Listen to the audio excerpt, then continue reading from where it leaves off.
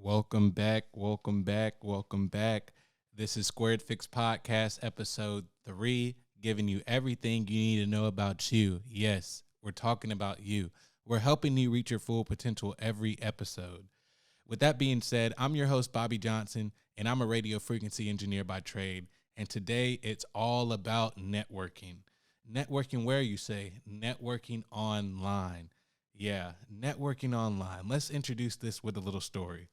So you're working from home and you realize my potential is starting to get a little stagnated because I can't make the relationships that I wanted to. I can't make the relationships that are meaningful. There's no way. All I have is all I have is a group chat, and that simply is not enough to make the connections I need. So how can I do it? How can I build my connections and my network online? So with that being said, I first want to bring it to why I made this video. First, the reason I'm making this video is because we're in a situation in society right now where stuff is transitioning online. We're seeing, because of the pandemic, jobs are coming more remote. We're seeing, because of NFTs and cryptos and the metaverse, that people are wanting to transition more online as well. With that being said, we have to use the online space to our full advantage. And how do we do that? Well, there's different steps to doing that. But first, we have to define what networking is. Networking is building relationships, and building relationships doesn't come overnight. That there's a trust and a clarity that comes with it, and that we have to go by in order for us to build these relationships and make our network great in the first place. So how do we do this? How do we start? What do we do? Well, we start first by mentoring. Mentoring is so powerful. Mentoring is like the key that you never thought you could have. The key that you thought was not touchable until you had those millions, until you were at the top of your level, until you were at the top of your industry. But I'm here to tell you, with the mentor, it's like a key to the whole system. This is where networking all begins. You start with one mentor. But with that being said, mentorship is so important and can help you reach new levels and new heights. Personally, before my mentor, it was a struggle for me to even pass a class. But when I get a mentor, and when you align with the mentor and you actually see what you're there to do, stuff gets a whole lot easier and things get a whole lot more clear. So how can you find a mentor? How can you bring a mentor into your life? Well, first things first, you have to reach out to your current connections. Look, everybody has connections, whether it be from school, whether it's from work, or different social events. We have to reach out to those connections in order to help us figure out the best person that's able to help us with what we need and how we want to align our future. With that being said, if you don't have those connections and you don't have anybody that you can turn to, like I did, the next thing is a good option. Find professional networking events. When you find these professional networking events, there are people there who dedicated their lives to what you want. So when you make connections there, you're making very powerful connections that you wouldn't see in a normal day-to-day atmosphere, your normal day-to-day relationships that you have. And then finally, social media. Social media is one of the top tools to use to help you reach your potential. See, with social media like LinkedIn, like Facebook groups, and like GitHub, you can reach out to people and know exactly what their resume looks like, know exactly what they've been through, know exactly what they've experienced. See, that's powerful because you know where you want to be. And if you can find someone that has been in that exact same position, it's so much easier. So when building connections online, how do we establish these connections with our mentor? How can we engage with our mentor where they just don't blow us off? Well, I have a few suggestions for that. First, follow them. First, follow them.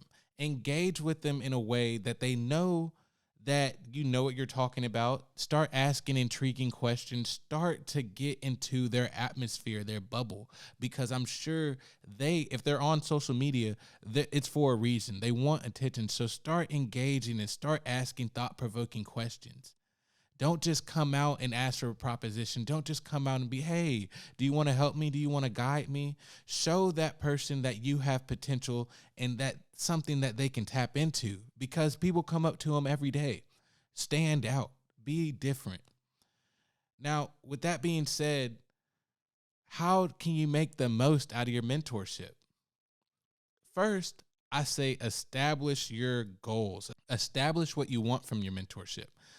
See, in situations where we get a mentor, sometimes that presence can be so overbearing on us. And we're like, I don't know what to ask. I don't know what to do. I don't know what to say. Just set goals. You know where you want to be in life. You know what you want to do. So that goes into my next point. Be prepared. Always be prepared. Know your stuff. That is the most important thing I can get to you today. If you're prepared, people can see that. And regardless if you're just a random person on the street to them, they can see your drive. They can see your desire because they've been there before. But if you come to them and you're like, oh, I don't know, I haven't looked into that yet. Oh, I don't know. I'll look into that in the future. Then it doesn't look like you're motivated. You have to come to them already prepared. You have to come to them knowing your stuff. And that goes into my next point. When you go to them and you express to them your goals and you express to them your desires, be open. Be open. Take criticism because they're there to teach you. A teacher is not there to agree with you every time. A teacher is there for you. A teacher is there to grow you. So with that being said, take criticism and as well give them feedback, because if they're giving you information that's not beneficial to you, or you feel that you can get the information in a different way to help present it to you a little bit better, ask questions, get more involved, or even you can suggest, because when you engage like that, it shows that you care and it will help your relationship tremendously. Now, with that being said, it's time for step 2. And step 2 is starting to build a strong network. So how do you start to build a strong network? Well, we already have networks, as we discussed before. We have from school, we have it from work, we even have it from social gatherings. Now, how do we use these connections to get the networks that we want in the future? We have to look at the relationships wisely. We have to look at every relationship that we have as a partnership. And we have to see what we get out of that relationship and what that relationship takes away from us, leading us to the next point. We have to trust one another from the first relationship we start. And that, pivoting to the first point, is why mentors are so important. We have to make sure that the mentor that we have aligns with our goals. So when we branch out and make these new networks and make these new connections, that it all aligns in the path that we want. So how do we find these connections online? Well, first, as we were discussing with the mentor, we have to look at social media. We have to look at social media. LinkedIn, Facebook interest groups, different peer groups help us tremendously in building these relationships. As well, these common interest groups, as we can find on Facebook and other places, help us find a small community in which we can grow our relationships faster. Because in a smaller community, you have more like individuals, and then there you know that the individuals there are the cream of the crop and are there just for you to grow as well as for them to grow, because every single connection in that group is beneficial in some way or another. There are 2 things I want you to consider. First, it's be a giver. Don't worry about what you may or may not receive.